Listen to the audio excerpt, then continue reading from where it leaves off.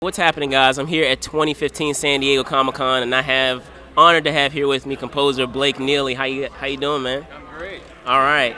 Well, first off, here we are on Friday. We only have a few days left of the con. How has the con been treating you so far? It's a lot of fun. We had a great panel yesterday about the musical Anatomy of a Superhero, which was me and Brian Tyler, Christoph Beck, Marco Beltrami. It was fantastic. The rest of the con, I just walk around and I geek out and want to buy Legos and Star Wars figures like every other person. So I'm good. So with that said, with all the projects that you have Supergirl coming up now, but you've already had some exposure to the superhero genre. So can you talk a bit of what your process is when you're bringing these scores to life? Yeah, so it started a few years ago with Arrow. Right. Greg Berlanti brought me this show that I've been working with him for 13 years, and he said he wanted to do this superhero show called Arrow. So that was kind of our figuring out how to do a superhero show. Second year of Arrow, we introduced a character, Barry Allen, who would become the Flash. So that was like our spin-off into, okay, we're going to have another superhero. Right. So now we have Arrow and the Flash. And then this year, not even as a spinoff, it was just like, let's do Supergirl. So it's they're very different shows, but it's kind of the same approach. I just try to write a fun superhero theme, and hopefully it sticks. Okay, so that character Supergirl, we've had past iterations of her cousin Superman, and we've had memorable scores, as I'm sure you know.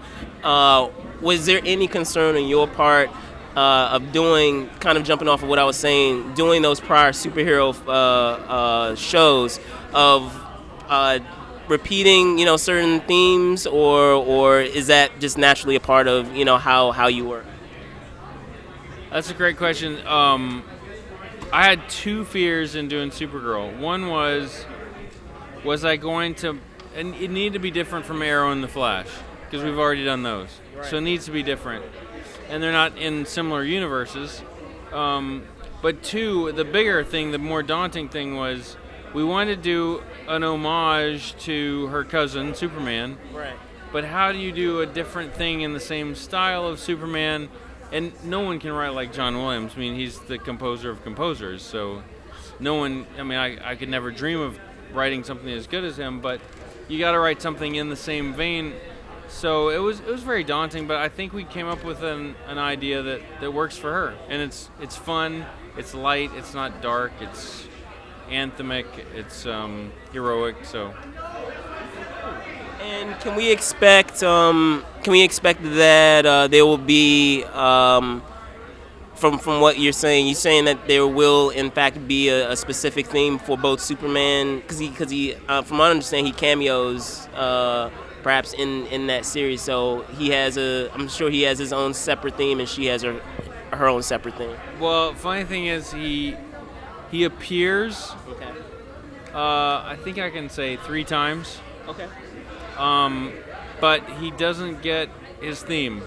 It worked out in a way that it would have actually been a little cheesy if every time he appears, right. Bum, bum, bum, bum, bum, it was a little cheesy. So it worked out that we didn't have to do it, and so his theme doesn't appear, but he appears, and it's pretty amazing when you're like, oh, that's Superman. So it gives some weight to her character, but it's very independent of her cousin. This is gonna be her doing her own battles with her own villains. Right. And cousin is doing his own thing in Metropolis.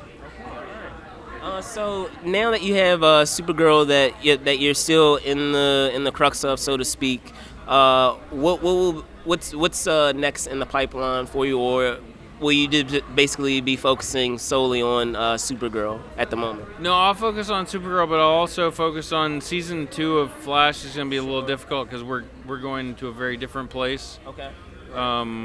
Season 4 of Arrow's not going to be easy because he's maybe coming back, maybe not coming back. I can't spoilers, but it'll be very different. And then in the fall, we're premiering DC's Legends of Tomorrow, which is kind of the Justice League for television. Right.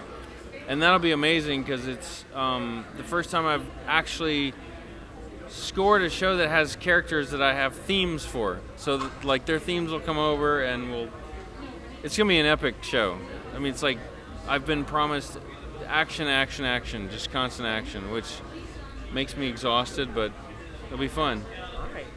Blake, thank you so much. Appreciate your time, man. All right, so there you have it, Real Filmers. Again, I'm here at 2015 San Diego Comic-Con. I'm Brandon Troy. This is Blake Neely. I'll see you soon.